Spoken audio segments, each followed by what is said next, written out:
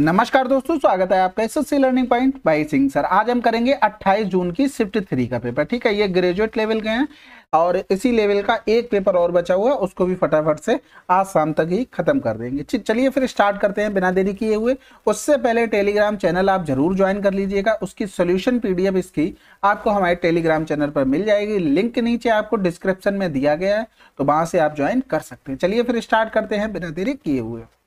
किसी व्यक्ति को दो बिचौलियों के माध्यम से जमीन का एक टुकड़ा बेचा गया है, जिसमें प्रत्येक बिचौलिए को 25% का लाभ प्राप्त हुआ है। यदि व्यक्ति ने 6,25,000 में जमीन खरीदी तो जमीन की मूल कीमत क्या थी। अब यहाँ पर देखो, तुमने ऑप्शन देखे सारे, बिल्कुल बढ़िया बात है।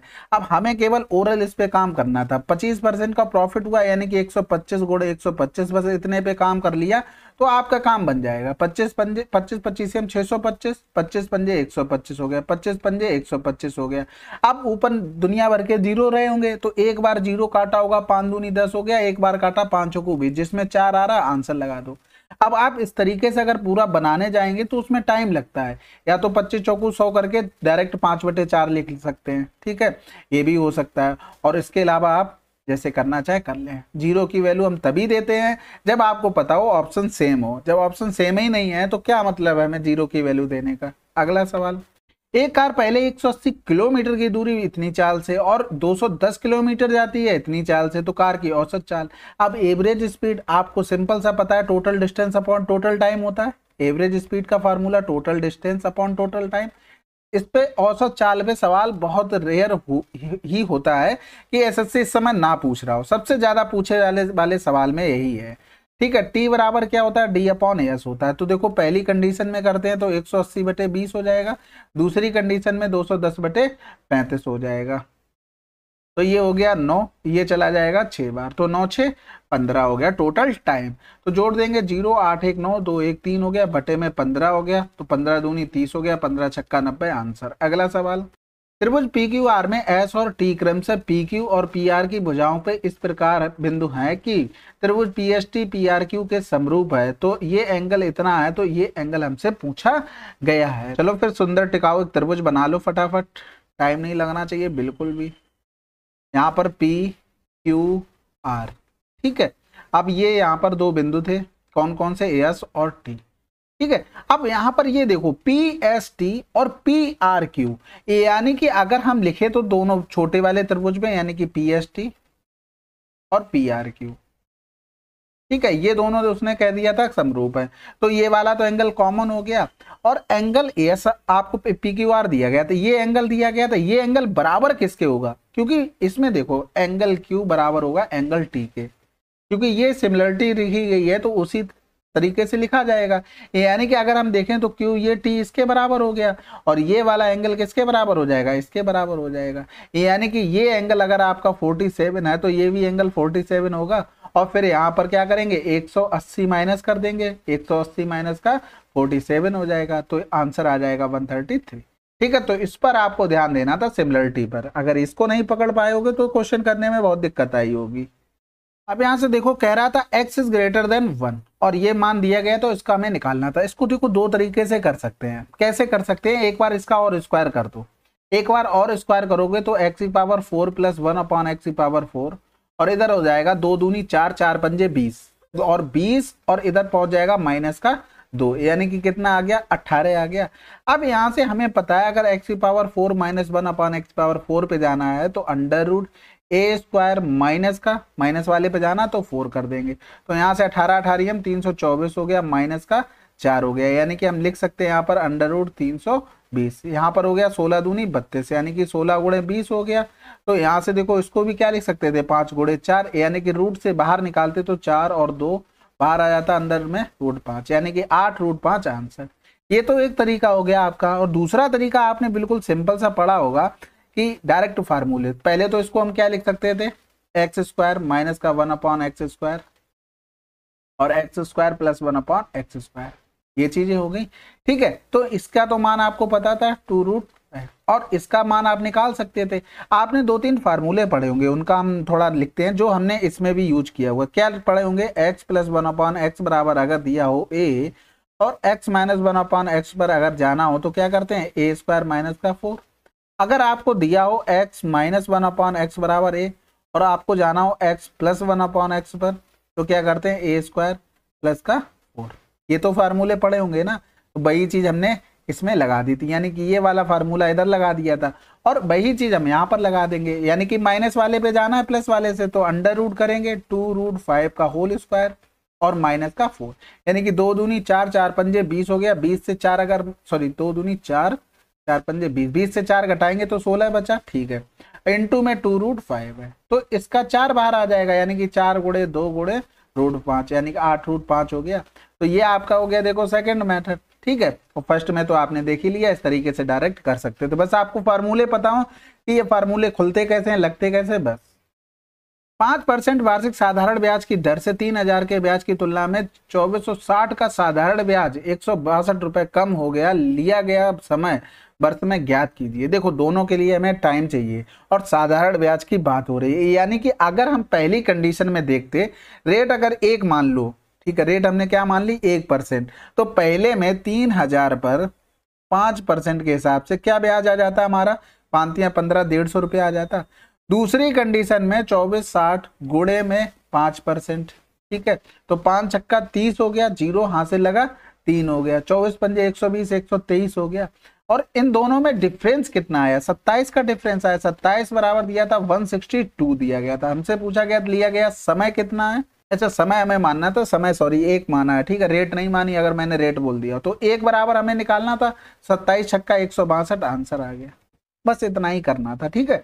बाकी आप ओरल भी कर सकते हो, सिंपल सा फार्मूला, इसमें टी का गुणा करके बटे 100 करके दोनों का ब्याज देख लेते, टी कॉमन ले लेते, बात वही बननी है। तरीका वही है, बेसिक से ही आते हैं चीजें, बस एक्स का यूज नहीं करते हैं तो उन्हें लगता शॉर्ट हो गया, शॉर्ट कुछ नहीं होता भैया, आपके बेसिक अच्छे हैं ना, आप वही लगाएंगे। रामू अकेले एक दीवार को 15 दिनों में बना सकता है, जबकि रावण अकेले 10 दिनों में बना सकता है। रामू ने 5 दिन काम किया, फिर अकेले 3 दिनों के लिए रावण और रामू ने साथ मिलकर काम किया। शेष दीवार को बनाने में रामू को और कितने दिन लगेंगे। तो देखो सबसे पहले हम क्या करेंगे, इनकी तो इफिशियंसी निकालनी पड़ेगी। तो 15 हो गया, 10 हो गया, यानी कि 30 हो गया, 15 दूनी 30 हो गया, 10 तिया 30, ये आ गई इनकी इफिशियंसी। 5 दिन रामू ने काम किया, यानी कि 5 दिन काम किया तो कितना काम किया, 10 काम। 3 दिन दोनों ने मिलकर किया, यानी कि 3 दो 5 इफिशियंसी से 3 दिन काम किया तो 15 काम हो गया, यानी कि काम हो कितना गया 25, यानी कि 30 से अगर हम 25 हटा देंगे तो काम बचा कितना, 5 काम बचा। अब ये नंबर किसका आ गया, ये काम करेंगे कौन, रामू भाई साहब करेंगे, बटे में 2 कर दो, यानी कि 2.5, आंसर आ गया। अगला सवाल, माना एम 16 और 9 के बीच का मध्य अनुपाती को व्यक्त करता है, एन 9 और 15 के तृतीय अनुपाती को व्यक्त करता है, तो इसका मान बताना। देखो 2 नंबर आपको अगर दिए जाएं, ये अगर इनका मध्य अनुपाती निकालेंगे तो √AB, अगर इनका तृतीय अनुपाती निकालेंगे तो B² ठीक है। तो आपको ये बना के नहीं, तुरंत आपको दिमाग लगाना, ये 16 ने में 144 हो रहा, चलो मैं तो लिख ही देता हूं। तो m बराबर क्या हो जाएगा, √16 गुणे 9। तो आपको इतना लिखना नहीं, आपको डायरेक्ट 12 आंसर आना चाहिए वहां पर, मतलब जितना निकाल सकते हो उतना आंसर, तो अभी और गुणा भाग करना पड़ेगा। अब यहाँ से तृतीय अनुपाती तो आपको पता है 15 गुणे 15 होगा, 3 पंजे 15, फिर 3 पंजे 15, 25 आपका आंसर आना चाहिए था, ठीक है। अगर नहीं आ पा रहा तो आप इस तरीके से लिख सकते हो, 15 गुणे 15 बटे 9 और n हो गया, 3 तिरका 9, 3 पंजे 15 हो गया, 3 पंजे 15 हो गया, तो n बराबर कितना आ गया 25। तो ये इस पे आपकी ऐसी हैबिट होनी चाहिए, आपको ओरल एकदम आना चाहिए था, ठीक है। 12 पंजे 60 प्लस का 5 तिया 15, 25 तिया 75 होगा, तो 5 7 6 13, 135 आंसर। एक सेल में एक दुकान निम्नलिखित योजनाओं के अनुसार छूट दे रही है, कपड़ों पर 10%, किराना पर 12%, स्टेशनरी पर 15%, फुटवियर पर 20% की छूट। अंजलि ने चाय का पैकेट, एक नोटबुक और बाथरूम स्लीपर खरीदे, जिनका अंकित मूल्य क्रमशः इतना इतना इतना था, तो उसे कितनी राशि चुकानी होगी। तो सबसे पहले तो उसने क्या किया, टी के ऊपर आ गया भैया 450 रुपया अंकित मूल्य था, तो टी किस में आता है आपका, किराने वाले में आता है, तो 12% की छूट हो गई, यानी कि उसने क्या रुपया दिया होगा, 88% दिया होगा इसके लिए।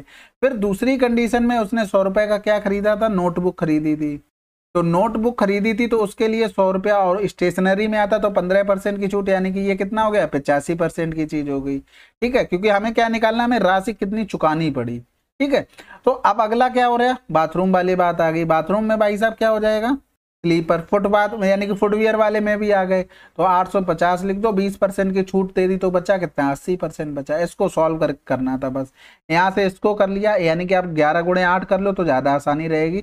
8 पन्ने 40 करेंगे, यानी कि 0 तो कट चुका, 8 चौक 32 और 4 36 हो गया, 36 गुणे में 11 यानी कि 6 9 और ये 3 हो गया, 396 यहाँ देने पड़े, यहाँ पर 85 रुपये आपको देने पड़े, और इधर कितने देने पड़ेंगे, 8 पन्ने 40 हो गया, 8 8 64 और 4 68 हो गया, जोड़ दो, 6 5 11 के एक हासिल लगा 1 हो गया, 10 8 18 18 और 8 26 हो गया, हासिल लगा 2 हो गया, 3 2 5 और 6 5 11 आंसर। अगला सवाल, अब यहां से देखो माइनस वाले पे जाना है। अभी आपको हमने एक फार्मूला बताया था कि x प्लस 1/x बराबर दे दिया हो a, और अगर x माइनस 1/x पे जाना हो तो हम फार्मूला लिखते हैं a स्क्वायर माइनस का 4। माइनस वाले पे जाना तो माइनस, प्लस वाले पे जाना होता तो प्लस कर देते थे। अब यहाँ से एक चीज और समझो, जब आप फार्मूला ओरिजिनल खोलते हैं ना तो क्या करते हैं कि यहाँ पर मल्टीप्लाई हो जाता है, किसका मल्टीप्लाई हो जाता है, इन दोनों का प्रोडक्ट का, तो यहाँ पर तो ये कट जाता है, तो इसलिए हमारा फार्मूला केवल इतना बन जाता है। लेकिन यहाँ पर कंडीशन देखो ये नहीं है, यहाँ पर क्या हो गया, ये a हो गया, ये क्या हो गया, a हो गया, तो यहाँ पर हम लिखेंगे a स्क्वायर माइनस का 4 और इनटू में x इंटू बाई कर देंगे, यानी कि 2a इंटू का v होगा, तो यहां से ये चीज बनेगी। ठीक है, तो a का स्क्वायर का मतलब 100 हो गया, माइनस का 4 गुणे 2ab का मान कितना दिया था, 9 दिया था, यानी कि 9 चौक 36 हो गया, 36 का मतलब बचा कितना, 64 बचा, यानी कि आंसर आ गया आपका 8। ठीक है, आप ये फार्मूला खोल सकते हैं, कैसे आता है ये भी आपको पता होना चाहिए, नहीं तो पता लगे आप सोच रहे हो कि ये कैसे बन गया, 1/x का होल स्क्वायर हो गया और प्लस का हो जाता 4ab हो जाता है, ab मतलब x इंटू 1/x हो जाता है, यही तो बनाएंगे कंडीशन। तो यहां से ये सारे फार्मूले बनते हैं। साधारण ब्याज पर उधार दी गई एक निश्चित राशि 3 वर्षों में इतनी, 5 वर्षों में इतनी हो जाती है, तो दर ज्ञात कीजिए। देखो सिंपल सी एक बात देखो कि टाइम में कितना डिफरेंस है, चलो लिख देते हैं, डायरेक्ट करना होता है पाई टाइम में डिफरेंस, बट और दोनों का देख लेते हैं कि जो भी अमाउंट आया उसमें कितना डिफरेंस बन रहा है।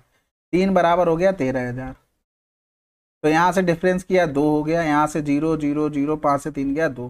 तो अब यहाँ से देखो 3 साल का ब्याज निकालने डायरेक्ट, क्योंकि उससे ही हमें आसानी होगी, तो 3,000 रुपया हो गया 3 साल का ब्याज, यानी कि ये ऐसा ही आ गया 3 साल का, तो इसमें 13,000 से 3,000 हम हटा देते हैं, तो ये क्या आ जाएगा आपका 10,000 आ गया प्रिंसिपल।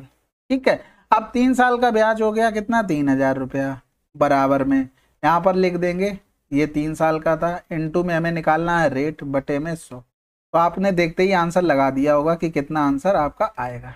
ये सारे कट जाएंगे, यानी कि r बराबर आ जाएगा 10%। पिछले वर्ष के दौरान एक इलेक्ट्रॉनिक वस्तु की कीमत में 10% की वृद्धि हुई और इस वर्ष उसी वस्तु की कीमत में 10% की कमी आ गई। यदि वर्तमान में इलेक्ट्रॉनिक वस्तु की कीमत 66,000 है, तो पिछले वर्ष की शुरुआत में संबंधित इलेक्ट्रॉनिक वस्तु की कीमत क्या थी। तो देखो इसको अगर सक्सेसिव से बनाना हो सक्सेसिव से भी आ जाएगा, अगर आप फार्मूला लगाना चाहते हैं जैसे 10% की वृद्धि हुई, माइनस का 10% की कमी हो गई, ठीक है, माइनस प्लस माइनस माइनस होता तो 10 गुणे 10 बटे 100 हो गया, तो ये तो कैंसिल आउट हो गया, यानी कि यहाँ पर क्या हुआ 1% की कमी हुई, यानी कि अगर 100 रुपए की चीज है तो 1 की कमी होकर कितने की हो गई, 99 की हो गई। अब 99 की हो गई, यानी कि 99 की वैल्यू हमको दी थी 66,000 और हमसे पूछा क्या गया था, वास्तविक कीमत पूछी गई थी, तो यानी कि हमको 100 की वैल्यू निकालनी थी, तो 11 9 99, 11 छक्का 66, 3 दूनी 6 हो गया, 3 त्रिका 9 हो गया, यानी कि यहाँ से लिखेंगे 1 2 3 4 बटे में 3 हो गया, कहीं जीरो कम तो नहीं रह गए, 5 जीरो होंगे। ठीक है, तो यहाँ से 3 छक 18, 3 छक 18, इसी तरीके से आपका आंसर आ चुका है। ठीक है, तो आपको इतना सोचना नहीं पड़ता, आपने अगर फार्मूला अच्छे से याद होता तो आपका 1% तो डायरेक्ट आ गया होता, 1% आ गया, 100 की चीज 99 करते, भाग करते, आंसर फटाफट। यदि 7 अंकों की संख्या ये है तो उससे विभाजित तो x का मान, बिल्कुल सिंपल, आपको सवाल ये लगा ही होगा क्योंकि है ही सवाल, आसान तो लगेगा नहीं। 7 4 11 हो गया, 11 और 5 16 हो गया, 16 6 22 और 5 27 हो गया, 27 9 से डिवाइड होता है तो x बराबर 0 हो गया। बहुत बहुत ईजी सवाल है, जितना हो सकता है ये। अब इस सवाल को देखो भाई, इसको क्या करना पड़ेगा, आपको सॉल्व ही करना पड़ेगा, क्योंकि क्या है, अगर आप थर्ड में अगर ऑप्शन रखते ना तो उन्होंने क्या किया, 2 जगह बराबर दे दिए, यानी कि अगर इन दोनों ऑप्शन को देखोगे तो ये दोनों बराबर दे दिए, यानी कि रखोगे तो वहां पर आपका आंसर मैच कर जाएगा दोनों में, तो फिर क्या करना पड़ेगा, 3x बराबर z कर लो, अब इसमें पुट कर लो भाई, जेड की जगह पुट करते हैं, यानी कि 3x माइनस का 9y, जेड की जगह अगर रखेंगे, चलो रख ही लेते हैं, 4 गुणे 3x बराबर में 5 हो गया। दूसरी कंडीशन में भी लिख लेते हैं, यानी कि 2x प्लस का 7y और प्लस में जेड की जगह 3x बराबर में 12 हो गया। ठीक है, इसको हम क्या लिख सकते हैं, 3 4 3 12, 12 3 15x माइनस का 9y बराबर में हो गया 5। इसको लिख सकते हैं क्या, 3 2 5x प्लस का 7y बराबर में हो गया 12। अब इतना लिखने के बाद हमें इतना दिमाग लगाना था कि हम किसकी वैल्यू निकालें तो फायदा होगा। यहाँ से देखो, अगर देखो हम केवल यही सोच सकते हैं कि फायदा किस में होगा, बाकी उसके अलावा ऑप्शन कैसे दिए हैं इस पर डिपेंड अभी नहीं कर रहा है। तो यहाँ से देखो, अगर हम x निकाल लें तो यहाँ से हमें 2 मान मिल जाएंगे। समझ गए बात को? तो हम किस पर काम करेंगे, x पर काम कर लें तो ज़्यादा आसानी रहेगी। यानी कि यहाँ पर क्या करना पड़ेगा, इस पूरे में हमें 7 का गुणा करना पड़ेगा, इस पूरे में हमें 9 का गुणा करना पड़ेगा, तभी हमारा x निकल के आ पाएगा। तो पहले वाली इक्वेशन को लिखते हैं, 15 सत्ते 105x माइनस का 9 सत्ते 63y बराबर में 7 पंजे 35। इसमें करेंगे 9 पन्ना 45x प्लस का 9 सत्ते 63y और बराबर हो गया 12 में 108। तो यहाँ से ये कैंसिल आउट हो गया, जीरो जोड़ेंगे तो 5 5 10 हो गया, ये 5 हो गया, ये 150x हो गया, बराबर में 143 हो गया। यानी कि x बराबर आ गया 143/150। ठीक है, तो कुछ ऑप्शन देखो, कोई कटा, एक ऑप्शन आपका कट गया यहाँ से। अब यहाँ से एक और निकालते हैं भैया, तो देखो 3 गुणे 143/150 बराबर में जेड हो गया, 3 पंजे 15, तो ये आ गया तुम्हारा जेड 143/50, यानी कि 2 ऑप्शन चले गए। अब यहाँ से देखो, आपको तीसरा आपकी निकालनी मजबूरी पड़ गई, जरूरी है भाई, करना ही पड़ेगा, क्या करोगे, ऑप्शन ऐसे दिए हैं। चलो रखते हैं मान, किसी में भी रख लो। ठीक है, 5x यानी कि भाई निकालना ना, तो 5 गुणे x का मान कितना आया था 143/150 प्लस का 7y बराबर में 12 हो गया। तो यहाँ से 5 3 15 हो गया, यानी कि 7y बराबर 12 गुणे 30 माइनस का 143। 143 वैसे फेवरेट नंबर होगा आप लोगों का, मेरा तो है, तो इसलिए कुछ कहना नहीं। 360 माइनस का 143, तो ये हो गया 30 में, यानी कि 10 से 3 गया तो 7 हो गया, 5 से 4 गया 1 हो गया, 2 से 1 गया 1 हो गया, बटे में 30 हो गया, और ये हो गया 7y। तो 7 एकम 7 हो गया, यहाँ पर 2 बचेगा ना, 7 3 21 हो गया, ये हो गया, यानी कि y बराबर आ गया 31/30। ठीक है, तो आपके तीनों मान निकल आए। ऑप्शन ही ऐसे दिए थे, कुछ कर नहीं सकते थे। तो देखो यहाँ से 15 से 2020 तक कपड़ों का औसत निर्यात सिंपल है, तो 5 5 4 9 9 8 17 17 और 5 22 और 22 और 2 27, 22 2 24 हो गया कहाँ जा रहा हूँ, 2 हासिल हो गया, 7 2 9 9 7 16 हो गया, 16 और 7 23 23 और 6 29 29 और 9 38 हो गया, बटे में कर दो 6, तो 6 रंग 36 हो गया, 2 बच गया, 6 चौक 24, आंसर आ गया 6.4। अगला सवाल। अब इस सवाल को देखो, काफी आसान है। देखो सबसे पहले हम क्या करेंगे, ऑप्शन चेक करेंगे। ठीक है, ऑप्शन में 2 जगह सेम मिल गया तो हम ये वाला तो चेक करेंगे नहीं। दूसरे में देखो सभी अलग अलग लिखे हैं, ये देखो ये भी अलग है, ये भी अलग है, ये भी अलग है, ये भी अलग है, तो हम किसको चेक कर लेंगे, दूसरे वाले को चेक कर लेंगे। यानी कि कहने का मतलब है 3q बराबर 4r, या फिर लिख लेंगे q/r 4/3। इतना हमें रेशियो चाहिए, तो इतना रेशियो चेक नहीं कर पाओगे, कितना टाइम ही लगना है भाई साहब।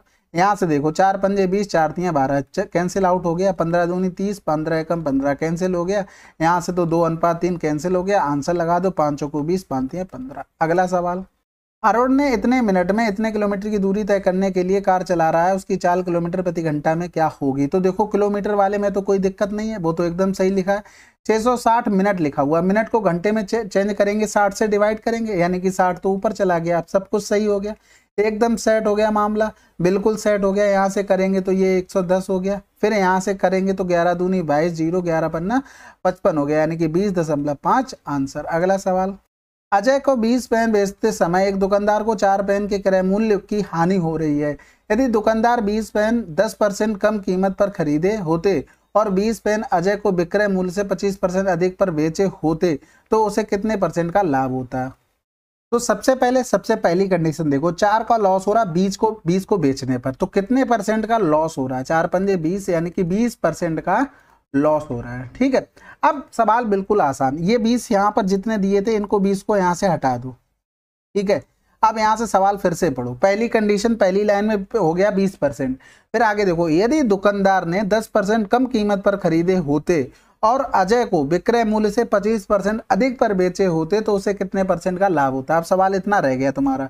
तो देखो 100 की चीज थी सबसे पहले, तो कितने परसेंट का लॉस हुआ, यानी कि 80 की रह गई। अब वो कह रहा था इसको 10% कम पे खरीदा होता, तो 10% कम पे खरीदा होता यानी कि 90 की चीज हो गई। और वो कह रहा था 25% अधिक, यानी कि 25% को हम लिख सकते हैं 1/4, यानी कि 5/4 में बेचा होता। तो इसका 5/4 करेंगे तो 4 दूनी 8, 20 पंजे 100 हो गई। तो अब यहाँ से समझ में आ गई होगी कितना प्रॉफिट ले रहा है वो, 10 रुपया का प्रॉफिट ले रहा। 10 का प्रॉफिट हुआ कितने पर हुआ, 90 रुपये पर हुआ, गुणे 100 कर दो, यानी कि 0 से 0 हो गया, तो 11.1 आपका आंसर। अगला सवाल, चाहो तो इसको नोट कर लेना या मार्क कर लेना। यदि त्रिभुज एबीसी की भुजाओं बीसी का मध्यबिंदु एम है, एबीएम का क्षेत्रफल इतना है, तो एबीसी का क्षेत्रफल क्या होगा। तो देखो एबीएम ऊपर वाले का दिया हुआ था, यानी कि यहाँ से 1 लिखेंगे और ये 2 लिखेंगे। 1 बराबर 19 हो गया, 2 बराबर कितना हो जाएगा, 38 हो जाएगा। सिंपल सी बात समझो, कह रहा था त्रिभुज एबीसी, बीसी का मध्यबिंदु एम है, तो ये मध्यबिंदु हो गया एम। ठीक है, अब एबीएम का क्षेत्रफल 19 दिया था, यानी कि अगर इसका 19 है तो इसका भी तो 19 होगा, यानी कि 19 दूनी 38 हो गया, क्योंकि उसने मध्यबिंदु बोल दिया, वहीं से चीजें पकड़ में आ गई थी। यानी कि पूरे का कितना हो जाएगा, 19 दूनी 38। 10 पार्सलों का औसत भार इतना, एक नया पार्सल शामिल करने पर औसत भार में इतने केजी की कमी हो जाती है। नए पार्सल का भार कितना, देखो कमी हो गई तो ये तो कंफर्म बात है, इससे तो कम आया होगा। अब कितने लोगों में कमी हुई, 11 लोगों में। 11 लोगों में, 1 लोगों में 0.6 की, 11 लोगों में यानी कि 28.6 में कितनी हो जाएगी, 6.6 की। तो 0 हो गया, 8 से 6 गया 2, यानी कि आंसर आ जाएगा 22। अगला सवाल, एक कंपनी 3 अलग अलग उत्पादों गिलास, प्लेट और कटोरे का निर्माण करती है। प्लेटों की संख्या गिलासों की संख्या की 2 गुनी है। ठीक है, और कह रहा था निर्मित गिलासों की संख्या कटोरों की संख्या की 2 गुनी है। यदि कंपनी द्वारा निर्मित कुल इकाइयां इतनी है तो प्लेटों की संख्या और कटोरों की संख्या के बीच अंतर क्या होगा। सीधे बोल देते ना भैया कि शादी ब्याह की तैयारी कर रहे हैं, हमें टेंट लगाना कहीं ना कहीं, क्या पहले गिलास कटोरी लिख दिए। चलो ठीक है, कह रहा था निर्मित गिलासों की संख्या, यानी कि गिलासों की संख्या कटोरों को कैसे लिख दें, सी से लिख लें। चलो सी से कटोरे, कटोरों की संख्या की 2 गुनी है। फिर पहली लाइन, प्लेटों की संख्या गिलासों की संख्या की 2 गुनी है, यानी कि प्लेटों की संख्या ये होगी। 4 2 6 6 1 7 हो गया, यही 7 बराबर दिया था 2380। पूछा था प्लेटों की संख्या कटोरी की संख्या में अंतर, तो कितना अंतर है, 3 का। तो 3 बराबर निकालना था, यहाँ से करेंगे तो ये कितना हो गया, 7 3 21, 7 चौक 28। तो यहाँ पर 340 गुणे 3, यानी कि 0 3 चौको 12, 3 तिरका 9 1 10 आंसर। अगला सवाल, अब ये देखो इससे सरल सवाल आपके जीवन में हो नहीं सकता। ठीक है, अगर आपको चीजें पता है तो। ये हो गया ए। अब आपको पता है सेक थीटा माइनस का टेन थीटा बराबर क्या होगा, 1/a होगा। हमें क्या चाहिए, सेक का मान चाहिए, तो इनको जोड़ दें, ये कैंसिल आउट हो गया। 2 सेक थीटा बराबर क्या हो गया, a² प्लस का 1/a हो गया, यानी कि सेक थीटा बराबर क्या हो गया, a² प्लस का 1/2 है। ठीक है, फार्मूला तो देखो सभी को पता होगा, नहीं याद है तो देखो ये क्या होता है, सेक स्क्वायर थीटा माइनस का टेन स्क्वायर थीटा बराबर होता है 1। अब इसमें क्या करते हैं, हम फार्मूला लगा देते हैं, कौन सा वाला, a² माइनस b² यानी कि a माइनस b और a प्लस बी करके इस तरीके से बना लेते हैं। ठीक है, अब ये देखो ये बिल्कुल आसान सवाल है। यहाँ से देखो 1 से नंबर चला चला जा रहा, कहाँ तक, यहाँ तक। इसमें कहीं ना कहीं तो बीच में रहा होगा क्या, cos 90 डिग्री, इसका मान क्या होता है, 0 होता है, बात खत्म हो गई। एक घन की भुजा क्या होगी जिसमें अधिकतम 10 मीटर लंबाई के लोहे की छड़ रखी जा सकती है, यानी कि √3, a बराबर कितना हो गया, 10 हो गया, तो a बराबर कितना हो गया, 10/√3 हो गया। तो यहाँ पर हम क्या लिख सकते थे, 10/1.73 लिख सकते थे, यानी कि पॉइंट हटाते 2 जीरो ऊपर पहुंच गए, यानी कि 173 और 1000 में डिवाइड करना था। ऑप्शन का सहारा लेते सबसे बड़ा 7 लिखा था, तो 17 7 119, ये तो ज्यादा हो गया किससे, 100 से ही, तो फिर क्यों करना है, तो 17 पना 85, तो 5 3 15 हो गया, 17 पना 85, 85 और 1 86 हो गया, यानी कि 10 से 5 गया 5 हो गया। फिर 9 बसा 9 से 6 गया 3 हो गया, 9 से 8 गया 1 हो गया। फिर क्या करते हैं भैया, पॉइंट लगाते हैं, फिर ऑप्शन का सहारा लेते, 7 आया और 5 आया, तो सबसे पहले सबसे बड़ा चेक करते हैं, क्योंकि हमें पता है कि अगर बड़े से चेक कर लिया तो छोटा चेक करने की जरूरत नहीं, अगर छोटा चेक किया तो बड़ा जरूर करना पड़ेगा, हो सकता है उससे भी भाग जा रहा हो। तो 17 7 119 होता है, यानी 135 से छोटा, और आंसर लगा दो। पति और पत्नी की वर्तमान आयु का अनुपात इतना है, 6 वर्ष बाद उनकी आयु का अनुपात 6:5 हो जाएगा। उनकी शादी के समय उनकी आयु का अनुपात 4:3 था, तो उन्होंने कितने वर्ष पहले शादी की, तो यहाँ से देखो 5:4 था, ठीक है, 6:5 हो गया। इनमें कितना हुआ, प्लस का 1 बढ़ा दोनों में, कै साल में, 6 वर्ष में। तो 6 वर्ष में इतना बड़ा है, यानी कि अब हम पीछे चले जाते हैं, यानी कि माइनस का 1 कर देते हैं, इसमें भी माइनस का 1 कर देते हैं। तो यहाँ पर 4 हो गया, यहाँ पर 3 हो गया। तो ये भी जब 1 वृद्धि 6 साल में हुई तो कमी भी 6 साल में, तो यहाँ पर भी 6 वर्ष रहा होगा। तो अब ये चीज आपके लिए कितनी आसान हो गई, बस ये देख लिया करो डिफरेंस बराबर आ रहा कि नहीं आ रहा। तो आंसर हो गया 6 वर्ष। चलिए फिर 28 जून की शिफ्ट 3 आपकी समाप्त हो गई है, ठीक है। टेलीग्राम चैनल ज्वाइन कर लेना, वहां पर आपको लिंक मिल जाएगा नीचे डिस्क्रिप्शन में उसको, तो वहां पर सोल्यूशन PDF आपको प्रोवाइड कर देंगे। चलिए फिर मिलते हैं अगले वीडियो में, तब तक के लिए पढ़ते रहिए। जय हिंद, जय भारत।